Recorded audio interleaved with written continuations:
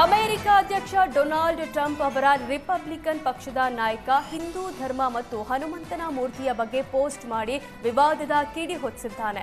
ಟೆಕ್ಸಾಸ್ನಲ್ಲಿ ತಲೆ ಎತ್ತಿರುವ 90 ಅಡಿ ಎತ್ತರದ ಹನುಮಂತನ ಪ್ರತಿಮೆಯ ಬಗ್ಗೆ ರಿಪಬ್ಲಿಕನ್ ಪಕ್ಷದ ಸಂಸದ ಅಲೆಕ್ಸಾಂಡರ್ ಡಂಕನ್ ಪೋಸ್ಟ್ ಹಾಕಿ ಟೀಕಿಸಿದ್ದಾರೆ.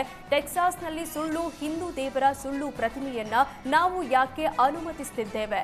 ನಮ್ಮದು ಕ್ರಿಶ್ಚಿಯನ್ ರಾಷ್ಟ್ರ ಅಂತ ಎಕ್ಸ್ನಲ್ಲಿ ಅಲೆಕ್ಸಾಂಡರ್ ಡಂಕನ್ ಪೋಸ್ಟ್ ಮಾಡಿದ್ದಾರೆ. ಇನ್ನೊಂದು ಪೋಸ್ಟ್ನಲ್ಲಿ ನಾವು ದೇವರ ಅಡಿಯಲ್ಲಿ ಒಂದೇ ರಾಷ್ಟ್ರ ಅನ್ನೋದು ಮರೆಯಬಾರದು ಮತ್ತು ದೇವರು ಒಬ್ಬನೇ, ಅದು ಯೇಸು ಕ್ರಿಸ್ತ, ಆತ ರಾಜಾಧಿರಾಜ ಮತ್ತು ಪ್ರಭುಗಳ ಪ್ರಭು ಅನ್ನೋದು ಎಂದಿಗೂ ಮರಿಬಾರದು ಅಂತ ಅಲೆಕ್ಸಾಂಡರ್ ವಿವಾದ ಸೃಷ್ಟಿಸಿದ್ದಾನೆ. ನಿಯಮ ಉಲ್ಲಂಘಿಸಿ ದಸರಾ ಆನೆಗಳ ಮುಂದೆ ಫೋಟೋ ಶೂಟ್ ಮಾಡಿದ ಯುವತಿ ವಿರುದ್ಧ ಕಠಿಣ ಕ್ರಮಕ್ಕೆ ಅರಣ್ಯ ಇಲಾಖೆ ಮುಂದಾಗಿದೆ. ಕಾನೂನು ಮೀರಿ ಆನೆಗಳೊಂದಿಗೆ ಫೋಟೋ ತೆಗೆಸಿಕೊಂಡ ಯುವತಿಗೆ ವಿಚಾರಣೆಗೆ ಹಾಜರಾಗುವಂತೆ ನೋಟಿಸ್ ನೀಡಲಾಗಿದೆ ಅಂತ ಡಿಸಿಎಫ್ ಪ್ರಭುಗೌಡ ಮಾಹಿತಿ ನೀಡಿದ್ದಾರೆ. 2 ದಿನಗಳಲ್ಲಿ ಯುವತಿ ವಿಚಾರಣೆ ಹಾಜರಾಗ್ತಾರೆ.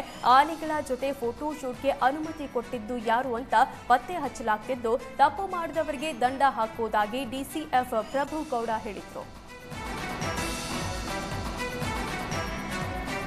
ಕರ್ತವ್ಯ ಲೋಪ ಹಿನ್ನೆಲೆ 2 ಪೊಲೀಸ್ ಇನ್ಸ್ಪೆಕ್ಟರ್ಗಳು ಹಾಗೂ 3 ಪೊಲೀಸ್ ಸಿಬ್ಬಂದಿಯನ್ನ ಸಸ್ಪೆಂಡ್ ಮಾಡಲಾಗಿದೆ. ಕೋರಮಂಗಲ ಪೊಲೀಸ್ ಠಾಣೆ ಇನ್ಸ್ಪೆಕ್ಟರ್ ಲೋಯಿ ರಾಮರೆಡ್ಡಿ, ಹಲಸೂರು ಗೇಟ್ ಪೊಲೀಸ್ ಠಾಣೆ ಇನ್ಸ್ಪೆಕ್ಟರ್ ಹನುಮಂತ ಭಜಂತ್ರಿ ಹಾಗೂ 3 ಸಿಬ್ಬಂದಿಯನ್ನ ಅಮಾನತು ಮಾಡಿ ಬೆಂಗಳೂರು ಪೊಲೀಸ್ ಕಮಿಷನರ್ ಸೀಮಂತ್ ಕುಮಾರ್ ಸಿಂಗ್ ಆದೇಶ ಹೊರಡಿಸಿದ್ದಾರೆ.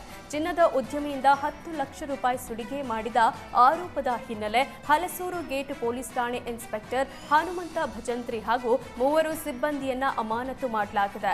ಪಬ್ ಬಾರ್ಗಳಿಗೆ ಓವರ್ ಟೈಮ್ ಕಾರ್ಯನಿರ್ವಹಿಸಲು ಅವಕಾಶ ನೀಡಿದ ಆರೋಪದಡಿ ಕೋರಮಂಗಲ ಠಾಣೆ ಪೊಲೀಸ್ ಇನ್ಸ್ಪೆಕ್ಟರ್ ಲೋಯಿ ರಾಮರೆಡ್ಡಿ ಅವರನ್ನ ಸಸ್ಪೆಂಡ್ ಮಾಡಲಾಗಿದೆ. ಅಪ್ಪನ ಕ್ಯಾನ್ಸರ್ ಚಿಕಿತ್ಸೆಗಾಗಿ ಬೈಕ್ ಕಳ್ಳತನ ಮಾಡುತ್ತಿದ್ದ ಯುವಕನನ್ನ ವೈಟ್ಫೀಲ್ಡ್ ಠಾಣೆ ಪೊಲೀಸರು ಬಂಧಿಸಿದ್ದಾರೆ. ಹೊಸಕೋಟೆ ನಿವಾಸಿ ಫಿರೋಜ್ ಬಂಧಿತ ಆರೋಪಿ.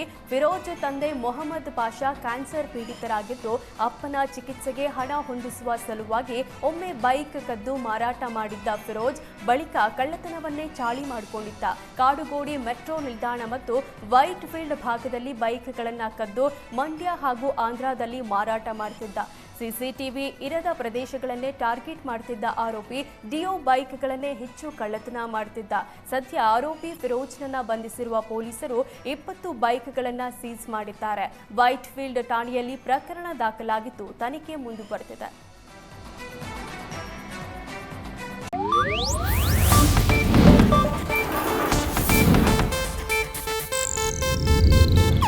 ಇದು ಏಷ್ಯಾನೆಟ್ ನ್ಯೂಸ್ ನೆಟ್ವರ್ಕ್ ಪ್ರಸ್ತುತಿ.